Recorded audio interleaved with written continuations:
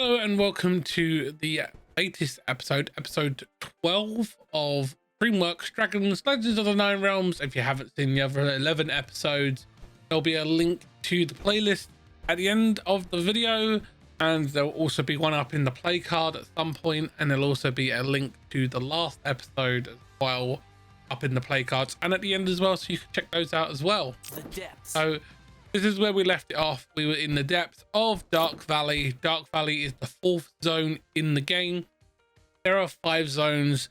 There are 4 different characters that you can get in this. Dark and Valley. I am playing this game because I was given it by Outright Games. Outright Games and I have a working relationship because I am an Outright Games ambassador. So that is something I'm very proud of. These are the last 3 levels of Dark Valley. We may just blast through it and get all these ones done today. So let's see how it goes. So we've been working very hard on a lot of new content lately. You've also had we've had lots of new content coming out in the live streams. We also have loads of new stuff coming real soon in the form of new games and stuff that we'll be playing on stream.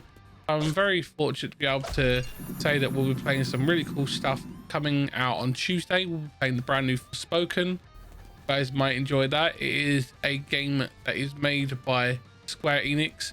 Square Enix and I have another great working relationship. I'm actually a Square Enix partner, ambassador, whatever you want to call it, influencer, whatever the word may be.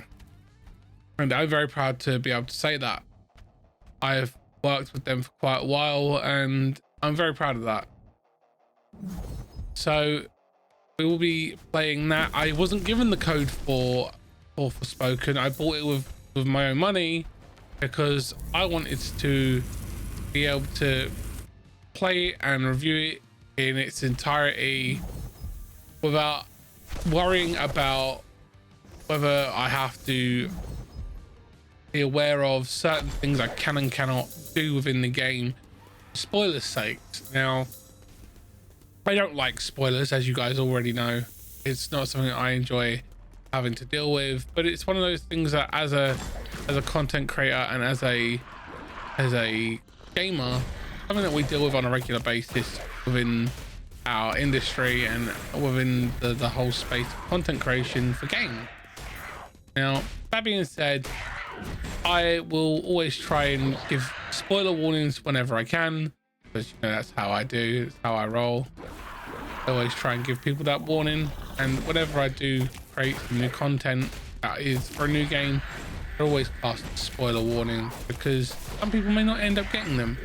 That's why I do it, because I know that some people may not have the money or the means to be able to afford the new gen consoles, or have only the ability to buy just one. So being the fact that I have the ability and the luck to be able to play both PlayStation 5 and the Series X and the Switch and my PC, it gives me the opportunity to work with some amazing companies and play some amazing games, and I get to play them for my community, and that's something I really do love to do, because it allows me to share that passion that I have for gaming with everyone else. So whether you're an avid gamer or casual gamer, you're allowed to have an opinion and share that opinion with people. I always try and keep my opinions free of confrontational prejudices or opinions on it, because I always try and give a logical reasoning behind my opinion on that, because I always try and base it in something that is understandable and relatable, because as a content creator we always got to try and be aware of everyone else's needs, skills and abilities, so I always try and make sure that that is made aware for people, so people can see what I mean when it comes to covering a game or something like that, so I can share what I mean with people and they can understand where I'm coming from. That being said, I know that it's always going to be a polarizing opinion thing where one person may like a game and another person may hate it, because that's the same with games like Call of Duty and stuff like that, because there is always going to be those that don't like Call of Duty or prefer Battlefield over Call of Duty and stuff like that. Now, personally, I love Call of Duty, but I feel like the newest stuff that they've released isn't as good as the original stuff. I honestly will admit, I stopped buying Call of Duties a long time ago because I felt like they just weren't doing anything innovative, or had gotten lost touch with the community, and had gone down that road of we need to keep this game coming out every year so we can make money. And that makes me sad, you know, because I used to look forward to playing the new Call of Duty when they came out, but over the years I felt like they have just gotten worse and worse, and just more copy and paste than ever. Obviously everyone's going to have a difference of opinion on that one, but I'd love to know what you guys think. What was your favorite Call of Duty, and when was the last time you bought a Call of Duty? Because I personally haven't bought one in a very long time, but I'd love to know what was the last one you bought, and how do you feel about the new ones going forward, and where do you stand on Activision being acquired by Microsoft?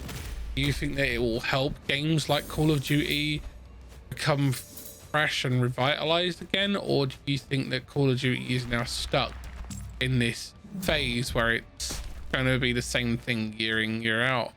Or as with the fact that Activision is acquiring AVK, it could end up meaning that Call of Duty may stop being a yearly release, and it will free up the developers that they have working on it for other games. Now, I know that some people may not know this, but I'm a big Transformers fan, and the fact that with the fact that ABK, Activision Blizzard King, which is the full company over that Microsoft are trying to acquire, if they do acquire ABK, it will free up one of my favorite devs from the ABK group, which is High Moon, to allow them to work on other games, because they made a franchise that I absolutely love, which is Transformers War and Fall of Cybertron series. I would love to see a third installment in that one, and because the second game left off at a cliffhanger, and we don't actually know if it was going to get another game for a long time. There was rumors from way back when that they were working on a third one, but it got put on a hold because Activision decided that they needed High Moon to work on, you guessed it, Call of Duty, so that they could end up getting more Call of Duties out there and get make sure that the franchise kept going. Now that makes me sad, obviously, because a development team such as High Moon worked an amazing job with the first two Transformers games set on Cybertron, and I'd love to see where they could take the final game for that, what was supposed to be a trilogy from what I heard, and see where it went. So it could have been something really amazing and could have done something really cool, but we'll only find out in time. We may end up seeing something cool come out of it, or they may end up working on something new. And if you have played those games, let me know what you think, because I personally love them. But then again, I'm maybe considered biased because I'm a giant Transformer nerd.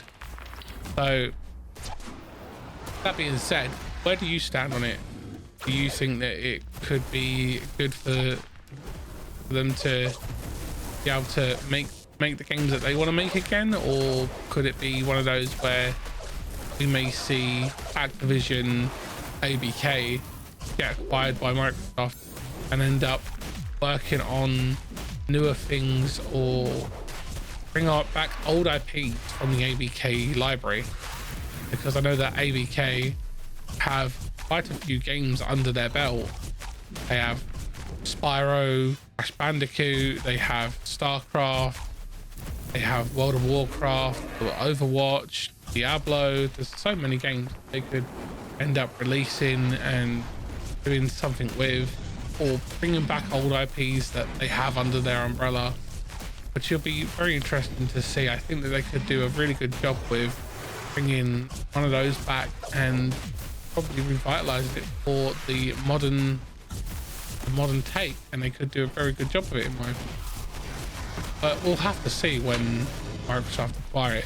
Now I know that there are some people that may say that Microsoft aren't going to get the acquisition, but when you look at where it stands and how things are, I feel that it's only a matter of time before Microsoft do get the ABK deal to go through, because when you look at the stance that most of the regulators have, they don't actually have a problem with it. They just have concerns that Microsoft may end up becoming a monopoly in, or being able to restrict the release of other games onto other platforms. And I don't think they'd do that personally.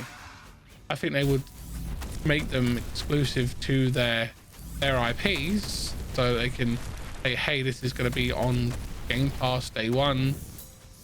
But ultimately it's just smart business. They would have a way of breaking into the mobile market with the acquisition of the king part of the ABK team. They would get access to Blizzard with Diablo and Overwatch and World of Warcraft and so much more. I feel that this would honestly open up so many doors for them as a team, and with recently Microsoft laying off 10,000 people, that could honestly be a sign that they're getting ready for the ABK acquisition, or maybe having to free up some money to maybe meet some of the stipulations that are required of them, given the fact that they're going to have to meet some of those requirements for the different regulatory boards and regulatory bodies. Now, that's just my opinion. Let me know what you think in the comments. Let me know what you think that may happen. And what we're going to do is we're going to play on for the next level, because we've finished that one in a very quick time of 13 minutes. So we're going to blast through, and we're going to move through to the next one, and we'll probably end it there and do another video on the final boss and turn it into a short as well. But that's just me thinking about it. I'm just talking to you guys and listening to the voices in my head and letting them ramble around and talk to you guys and see where you guys stand on that one, because I know that there is so much going on when it comes to games and stuff at the moment. I know that there are so many games releasing within the next, say, 6 months. I know on the 25th we have the Microsoft Developers Conference, which is going to show off the release date for Redfall and Forza Motorsport, 2 games I'm very much looking forward to, and we'll definitely be making content on, so you guys can ring the notification bell to stay notified for that. I have loads of new stuff coming through with Outright Games. I'm working on more of the Adam's Family playthrough, and I've also got a couple other games they've given me, and I've got so much to get out for you guys. There's just absolute chock-a-block. I'm literally trying to get through as much as I can, and I'm having fun playing what I'm playing and going through and enjoying the games that I get to play for you guys. And I'm still doing the reviews, and there's still lots more to come, so don't worry. I've not forgotten what I started out doing with the reviews. I will be getting new reviews out soon. I've got a review in work for the Callisto Protocol. Obviously you guys know I've just recently completed that on stream, and I had a lot of fun doing it. I will be doing a full review of that, and I will make sure that it will be spoiler free. Now obviously the game has been out for a while though, but it is one of those. We will have to make sure that we try and keep the review as concise and as informative as possible, so it doesn't, but we can make sure that everyone can get the best information that they can. I'm looking forward to doing the review. I've been recording some of the content for it, you know, the videos and stuff like that. I want to actually use dedicated video for it. I thought the game was very well done, and in my opinion it is the spiritual successor to Dead Space. I know that a lot of people are very much into the Dead Space franchise, but I don't think that this remake or reboot or whatever they've done on the Dead Space is any good. I've watched it be played, and it feels like just a HD remaster of the original, and I wasn't impressed. I honestly think it's a bit mediocre, to be honest. I just wasn't overly impressed with it. Thought it was a bit eh. Now obviously everyone will have their own opinion on that one, and I'd love to know what you guys think on the Dead Space remake. Do you think it looks any good? Do you want to play it, or would you like to see me play it in the future? Please let me know in the comments. It will help me make decisions going forward, and I always try and make sure that you guys are aware of what's going on. So maybe we can you guys can let me know what you would like to see me do, and I can always try and bring out some new content for you guys. And I'm always working hard to bring in new content wherever I can, so you guys get new stuff on a regular basis.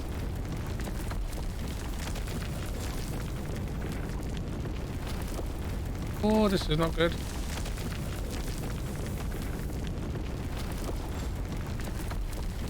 We're avoiding all the dragons because we don't want to fight them,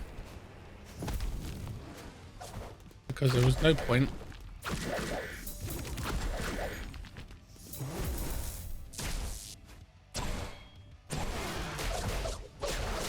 It was just a case of we needed to get out of there then. So we flew through. It is good. Oh, it's getting crazy. These dragons away, which means our friends could be next.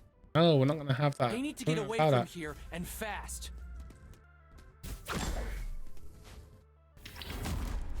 Uh-oh.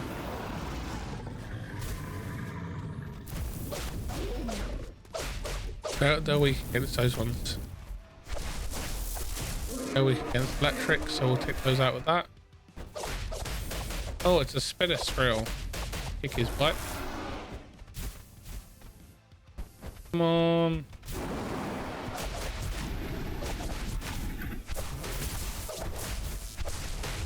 Come on, get in there. Come on, Thunder. Got this, buddy. Yeah, but that's how we do. Look at him go. Why is it so hard to leave? Because you don't want to leave. Because of the alluring song.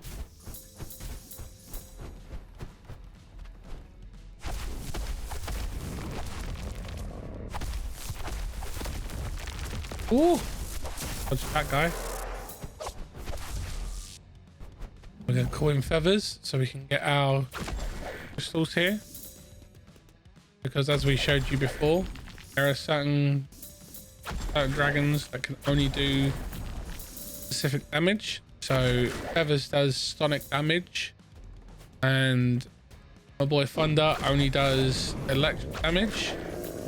And then you've got Wei and Wei who do ice damage, even though they are ice and fire, which makes me laugh.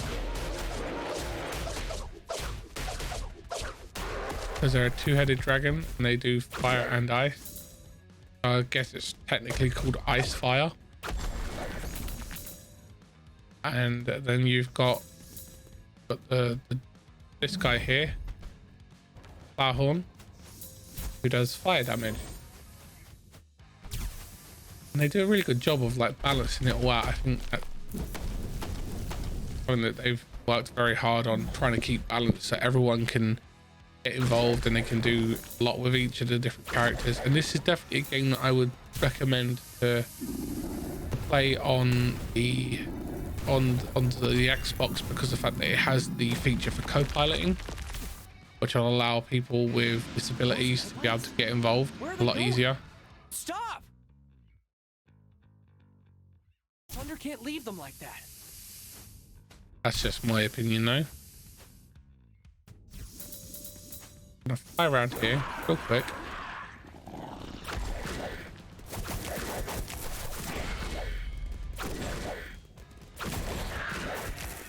Kick that butt. Ah.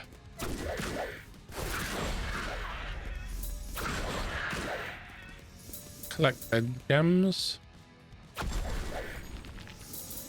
Gonna need those when you need to level up. Go, go, go, go.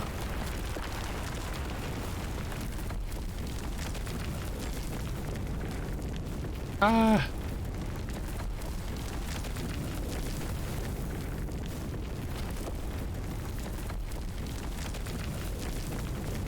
Fly, fly, fly. Get out of there.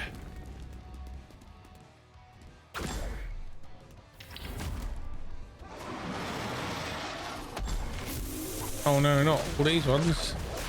Snow Wraith. Oh god.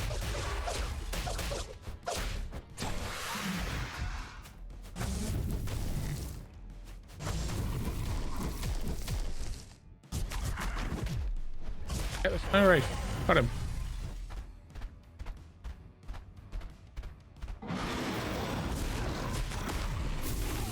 Oh, an alpha gem breaker. Oh.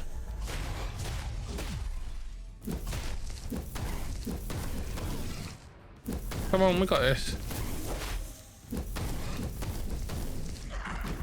Yeah.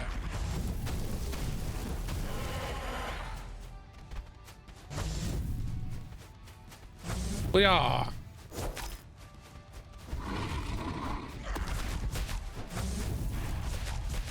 Get him. Ugh. Whee. Wow, wow, wow. Yay, got it. I collect all my things. Go over to feathers. Break these. Yeah. We don't want to leave them behind because look at how many gems we've got now. We have used them to upgrade before, whilst that off the videos, so make sure they were all upgraded, ready to go. But as always guys, really appreciate you being here. This is going to be the end of the video. Thank you for watching. Everything will be linked down in the description. You'll have the Discord, the Gilded, the social media. There will be a link to the previous episode, and if you want to check out the full list in its entirety, check out the playlist, which is linked on the end card. And the previous episode is there for you guys. Thank you for watching, and remember, be safe, be well, have fun gaming, and I will see you in the next one. Same Dino face, same Dino channel. Bye guys.